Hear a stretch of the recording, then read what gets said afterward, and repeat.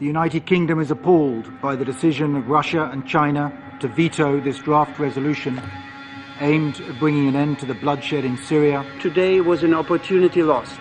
History will show us the price that the people in Syria and beyond will have to pay. Today, July 19th, we now count 17,000 dead, men, women, children. We mourn their memory alongside the Syrian people. If you take a look at what the US is doing, and this goes for Europe too, they were standing off. They claimed that they could not intervene in Syria because of the Russian veto. That has no credibility. If they wanted to intervene, they wouldn't care what the Security Council says. Evidence about that is overwhelming. They are internally quite happy about the veto because it's a pretext for not doing anything.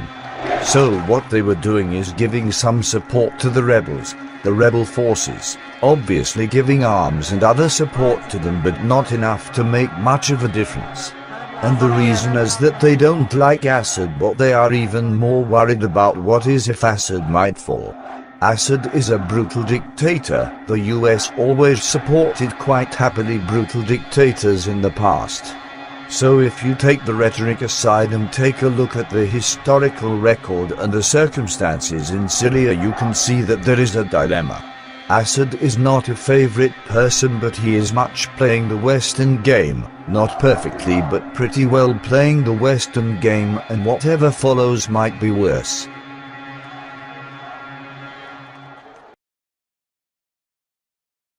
On my orders, coalition forces have begun striking selected targets of military importance to undermine Saddam Hussein's ability to wage war. Today I authorized 2 operations in Iraq. Targeted airstrikes to protect our American personnel, and a humanitarian effort to help save thousands of Iraqi civilians who are trapped on a mountain without food and water and facing almost certain death. What was planned for Iraq initially is planned for Syria and Iran in a similar way. The first public statement by the Israeli ambassador to the US the day Iraq fell, that was published in the New York Times, was congratulating the United States and saying, "We have taken Baghdad, now let's go and finish the job forward to Damascus and Tehran." They saw it very clearly. Any independent regime that existed in the region, the time had come to get rid of them, one way or the other, and so the plan was set into motion from that time onwards. Then the Arab Spring erupted. They pretended to be for the Arab Spring and found it a good way to intervene in that way. In Egypt they tried to link up with the Muslim Brotherhood and they failed, and now they have a military dictatorship that they are trying to settle. When the uprising erupted in Syria, virtually everybody was supporting it. None of the public had an illusion about the Assad regime. Had they agreed with the opposition in the first 6 months, the situation would have been very different, but they made serious critical mistakes that transformed the peaceful protests to a full-scale civil war that opened the door to possible intervention. The intervention did not come directly from the West in this case. It came from Turkey, the eastern flank of NATO. Turkey appeared to supply rebel and terrorist groups, including the Islamic State, with weapons in an attempt to topple the Syrian regime. Saudi Arabia and Qatar are responsible and answer to Washington, even if they follow their own interests. These states intervene in the Syrian war in favor of the West and provoke the situation that exists today. The horror that is unleashed on the region by the Islamic State terrorists that conquered large areas both in Iraq and Syria.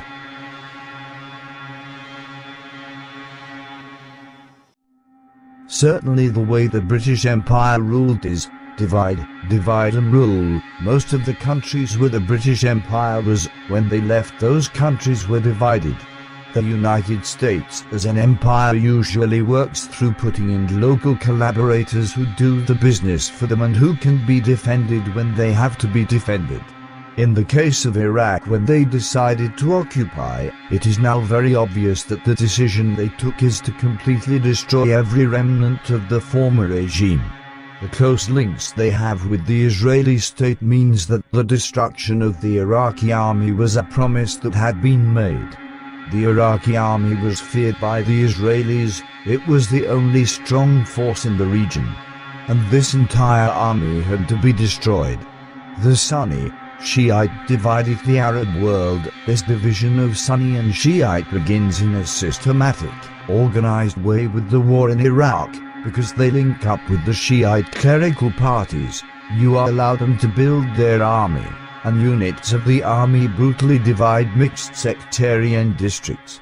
This led to the daily sectarian violence seen today.